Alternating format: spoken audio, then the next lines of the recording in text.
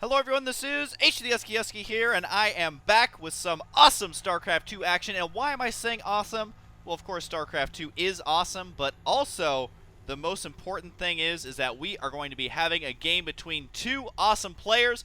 In the bottom left side, it is going to be none other than Slayer's Boxer. I will talk about him in just a second. And in the top right side, it is Leenock.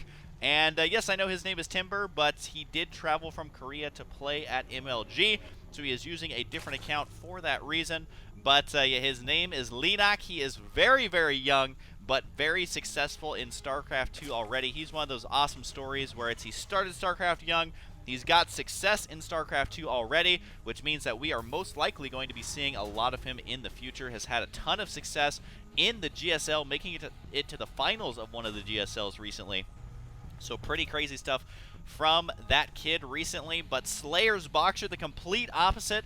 I think he is more than twice the age of Leenock. He's been around forever. So if you are a person who has started watching StarCraft 2 recently, or if you're a person who doesn't know anything about Boxer, just know that he's one of those players that everyone loves. I wish I knew someone from a different sport who I could compare him to, but he's the guy who's been around forever. Everyone loves him.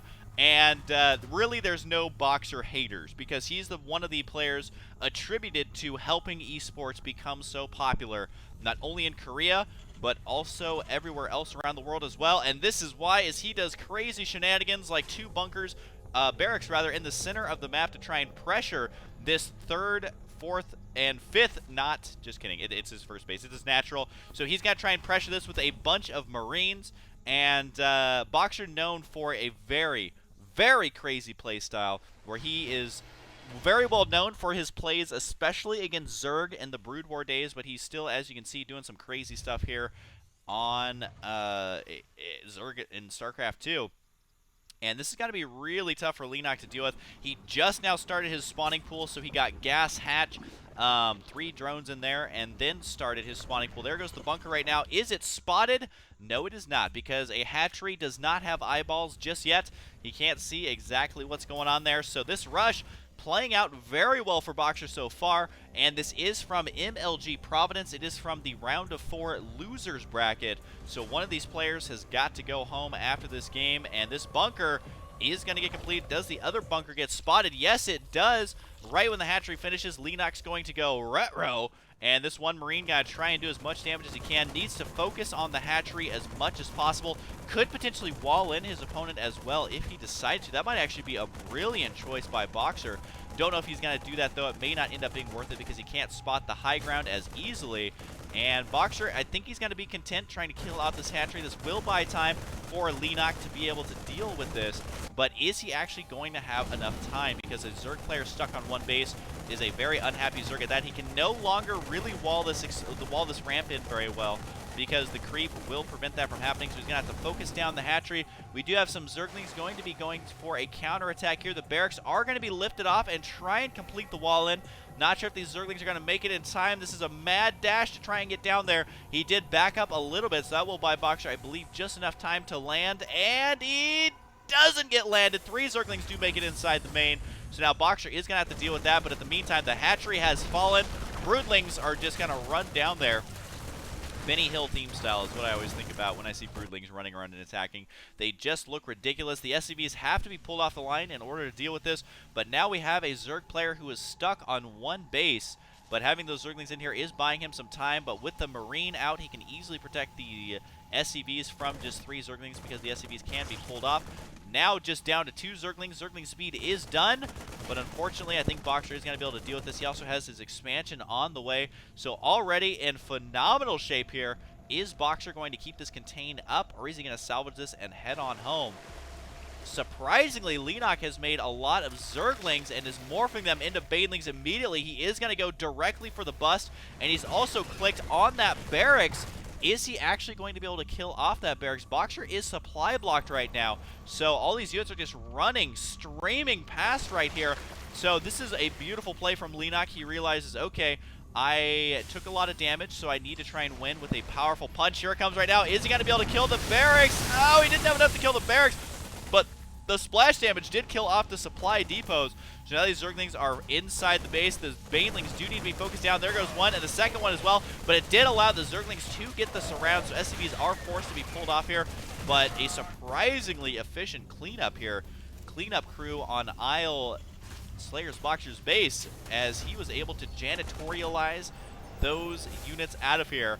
I don't know if janitorialize something is a word, but that just means you cleaned it up with great efficiency.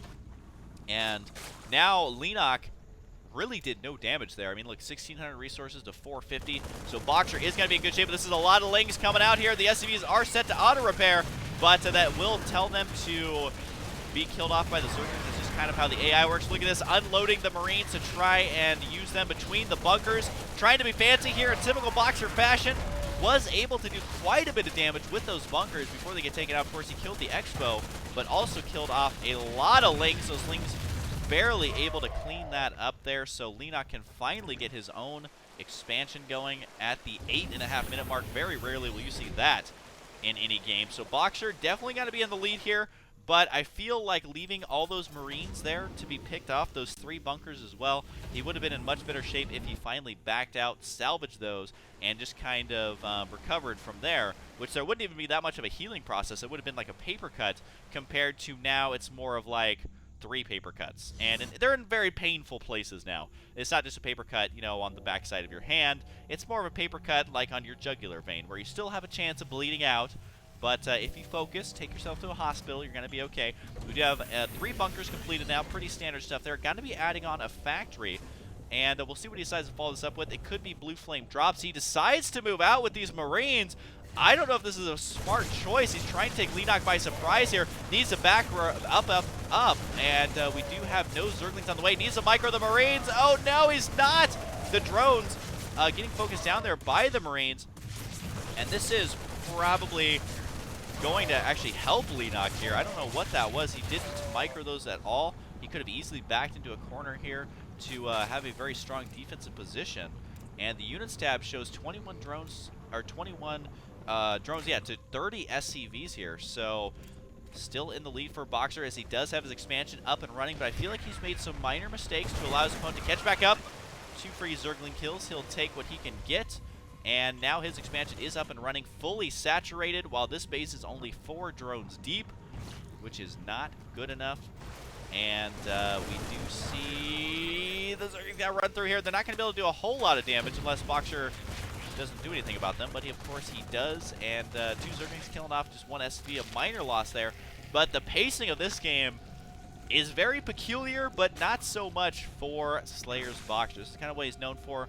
Doing a lot of crazy games like this is something that he'll always be able to stay focused. He never really crumbles under pressure, just because he's been under so much pressure before.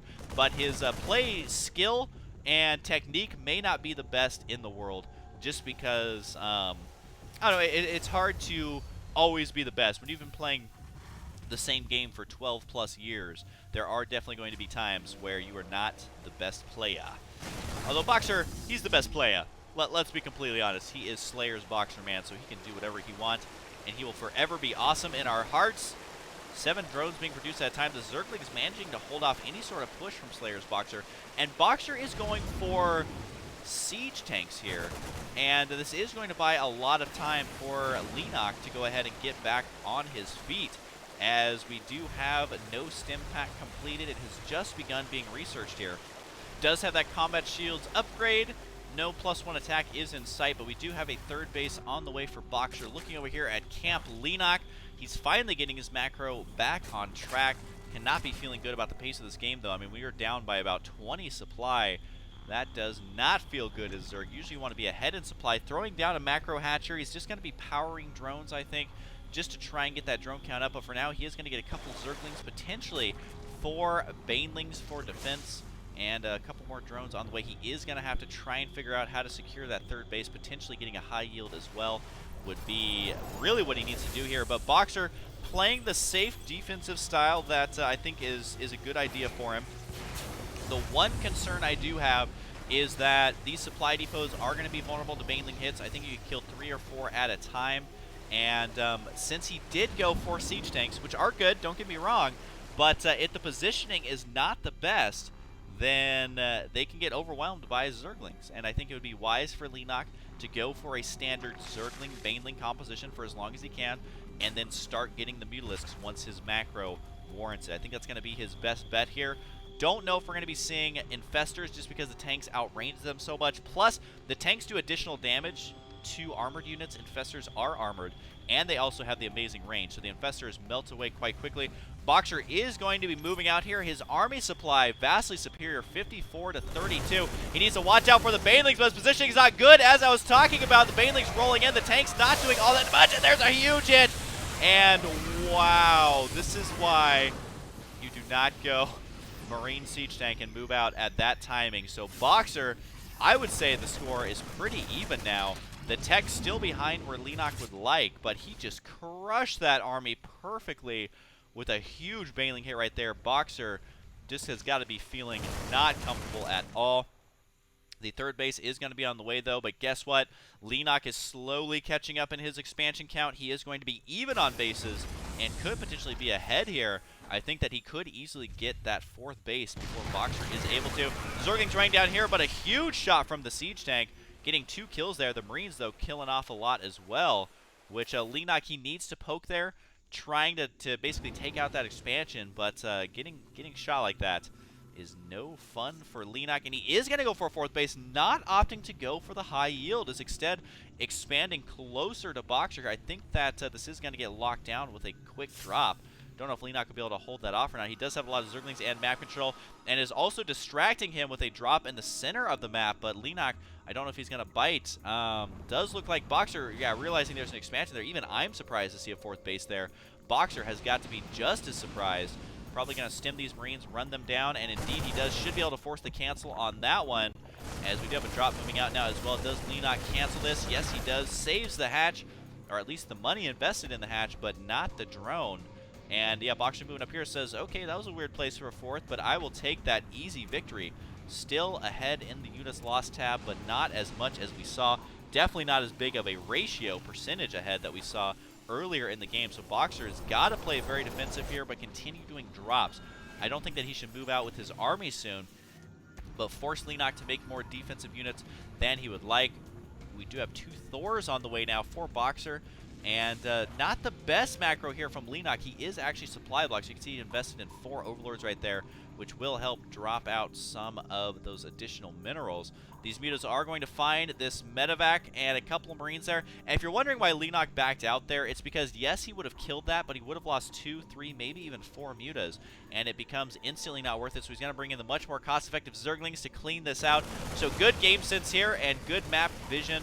And also map control. Doesn't lose a single muta there. This muta does get down to, I think, 1 HP. Might have been 2 HP, but it's slowly going to be regenerating there. That gets cleaned out. So Leenock, you got to watch out for this kid. He's slowly getting back in this. Slayer's Boxer now even in the resources lost. He's even on bases. So I would say that it's still favoring Boxer. But if he has one more unfavorable engagement, it is going to favor Leenock here. Mixing in the Thor is a great choice. He has the +1 attack on those, not only for the mutas to take a lot of damage from the splash, but also for the siege tanks to do splash to the Zerglings. But the positioning has to be perfect. The Marines are placed pretty well here, and it's still not able to kill off any mutas. So we did get 1 muta, so not a complete waste right there. But if we do look at that units lost tab, it's slowly creeping on up. Only 100 or 200 resources separate them now, and that does mean that Boxer got to be careful. I think he needs a lot more Marines here. He's producing them 8 at a time. His upgrades are at 2 attack, 1 armor. The 2 attack is on the way as well, but he's going to be going up against an equally upgraded Zerg army with the +1 armor on the mutas rather than the +1 attack. But good defensive position here for Boxer, but he's completely out of position to defend this. He's deciding to sack this. I don't know if this is the best choice. He's feeling like he can win right now, but I don't know that he needs to lose this expo in order to do it. But he is going to have time to set up his siege tanks. Needs to slowly leapfrog them up here. Sieging 3 at a time. Going to move these other ones up here. Leapfrogging is when you just siege 1 or 2 at a time rather than all of them to try and get a good defensive position. But he's got to lose the orbital as well. Wasn't even able to dump that energy. This does look like he will lock down the 3rd base of the Zerg player. And he is very well spread out here. If you're wondering why he's not just marching in here, it's because you have to stay spread out versus the Zerglings and the mutas. The mutas trying to snipe some tanks, but the Thor is here in order to defend it. taking a little bit of splash damage there. These mutas are vulnerable to those Thors. That base has been cleared out, so now it is 2 base versus 2 base. The expansion over here gets killed off as well. This expansion, though, if this gets up and running, that will start to favor Leenock. Boxer needs to be very careful here. Wouldn't even be surprised to see him start setting up sensor towers, bunkers, missile turrets. He is definitely known for that, trying to split up his forces as much as he possibly can. The problem, though, is that this Mutaball is so large that if any units are straying, like that one siege tank right there, they can get nearly one-shot, and so Boxer has got to have perfect position. He also, though, needs to re-secure this 3rd base. I do love this from Leenock, going to be creeping right there. Oh, Baneling landmine right here, I just realized. So Boxer's got to be careful about that. I did not actually realize that that was there until just now, so a dangerous position there. Are they going to blow up on the Marines? Oh, misses. Oh, he does get him off. And at least he was able to do something with those Banelings. Boxer's like, whoa, there was Banelings right there. I got to be careful. Definitely have to watch out for that. Kind of an eye-opener for him. But still, 197 supply to 170. How many SCVs does Boxer have, though? Only 62. So his army is pretty terrifying. I mean, 74 Marines, 2 Thors, 13 tanks. That is about as good as it gets when you're going Marine tank, especially with that +2 attack. 3-3 is on the way for his Marines, and that is going to be very powerful. But 2-2 is now done for the Zerg, so he's not that far ahead. There's the rest of the army. I was wondering where this was at. Needs to be careful with these Marines. He has stemmed. That was a near full stem on almost all his units. Has split them up now. And Boxer may be spreading himself too thin if he is not careful. But he's kind of putting the chokehold on, doing the little Darth Vader force choke.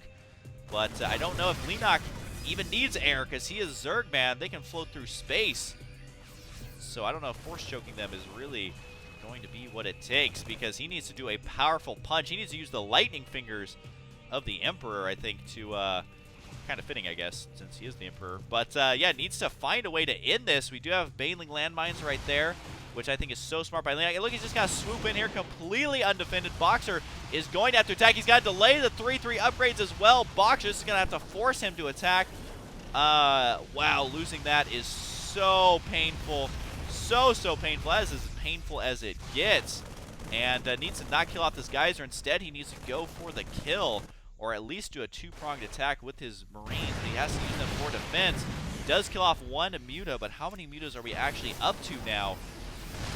30, 37 Banelings, a lot of Zerglings as well. I think Leenock's army composition is slightly better. The army supply fairly close considering how long this game has been going on. But Thors there kind of just take up a lot of supply. So that's why I would say the armies are relatively close. Could use these Thors, but he doesn't realize that the Mutas are down there. If he did, he could get some nice shots off, but I don't know. This is such a tense moment for Boxer. And here comes a major attack from Leenock. He's going to try and clean this up, and indeed he does overwhelmingly. Cleans that one up. Oh my goodness. That is how you clean up that army, but this is why you have to keep your army completely together as Terran, because if they attack you from 3 different angles like that, you need every unit you can get. Units lost here is now virtually identical, only 67 resources different here, but for the first time in this game, Leenock is ahead in that units lost tab, which means it's favoring him, as he has lost less, and he's also trying to work on getting up that 4th base, but both players do have their 3rd base up and running now. The Muta's continuing to harass here.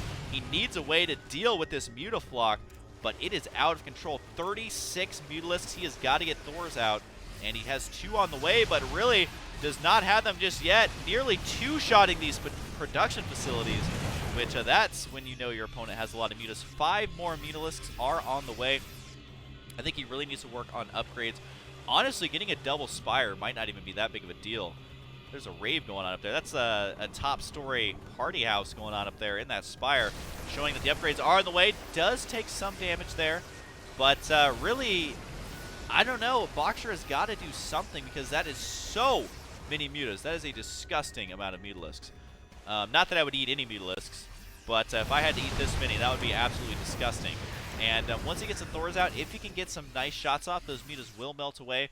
Nice sensor tower there. Wouldn't be surprised to see one going down in the main base. He did throw a lot of missile turrets, which there are enough Mutas to kill those off, but if the Thors get the shots while they're clumped up, that will be GG. But so far we've seen crazy control from Leenock. I mean, think about how this game started. And you just kind of scratch your head on how Leenock has managed to do so much damage to Boxer, sniping a tank here or there. Could get the command center, and he does! Forces the cancel. 100 free resources right there, and he is up to 4 bases now. Leenock has such crazy map control that the only way for Boxer to win is to push out with everything he's got. But when you're trying to micro versus Zerglings, Banelings, Mutalisks, there's really only so many places that the Marines can run before they end up dying. And the infestation pit there. Is it going to be for infestors, or is it going to be for the hive tech? I would speculate hive tech, simply because Leenock has kind of shown he isn't really worried about getting out the infestors. But 1 or 2 fungals on this army, and I mean that's no more army. So it does look like Leenock may force a base race, which is exactly what you should do in this situation. Got to focus down the sleeping tower as well, so Boxer going to be blind to the incoming attacks. Needs to repair that planetary.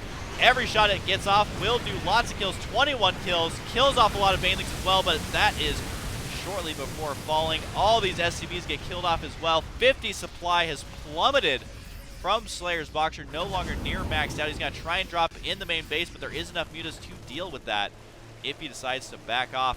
That is probably the most mutas I've seen at one time. 68 Zerglings on the way. Look at the DPS of these mutas. They don't even have any attack upgrades. And it decides it is not worth it, is going to back out. You got to remember, he is no longer maxed, so he can't afford to lose too many more units. He's just going to drop directly into the main. Slayer's Boxer, you monster. He needs to start attacking, though, to kill off those production facilities. Needs to kill the Baneling Nest. Needs to kill the Spire. Needs to kill the Spawning Pool if he has any chance of winning. Needs to go for the tech structures first. Don't worry about the Spire, or don't worry about the lair, but he is going to go for that. And I think that... Oh, we do have infestors on the way. And the Baneling Nest does go down, so if Boxer can do damage to this army, then this will buy him time, because you gotta remember, Boxer's still producing while the Zerg player is not, although Boxer is not mining. Oh, you animal, you Leenock. Actually trying to take that 3rd base there. Oh my god, that is so many units killing everything off. Slayer's Boxer no longer has an army. He did manage to kill off all the Banelings at least, but he's only got a handful of Marines. It is 60 supply to 114. Boxer needs to kill off everything he can. These drones, the infestation pit, but he decides to go for Overlords. But he's going to have to kill off a lot of Overlords. We'll get some transferring drones as well. Leenock not really mining except for this 1 base, but that's a lot more than Boxer can say. He's got to try and kill the infestation pit, but he does get it, losing all the Marines in the process. Medivacs as well. And I'm going to be honest, this is looking really bad for Boxer. The game was looking good, but now he is just scraping together everything he can. One thing I love about Boxer is he really never gives up until it's completely over. But taking a fungal like that could make it completely over. Blah! Goes the Marines. Splatting from that fungal growth. I think that is going to be it for Boxer. Chaining those fungals means that these Marines, he's trying to split them up as best he can, but there's only so many places you can run from that many Mutalist. The Mutalist flock has been substantially reduced. 21 mutas, which honestly, 1 Thor can kill 21 mutas if they clump up, but I don't think Leenock's going to make that kind of mistake. And did the spawning pool ever get taken out, or did he remake it? It's definitely not in the main base. He does have it at his 3rd base now, and there's going to be the GG as soon as he realizes that 3rd base can no longer stand. Would have liked to see the Thor attempt to kill these off, but Leenock had him selected, so he probably would have magic boxed and been just fine. So, game 1 going to be going to Leenock, who is such a strong player. I think he deserves a lot more fans than he has. Such an awesome character, and very, very young. So we will see if he has a long, fruitful career, but we're going to find out in game number 2 if he can knock Slayer's Boxer out of MLG Providence. I hope you guys enjoyed, and I'll see you guys next time.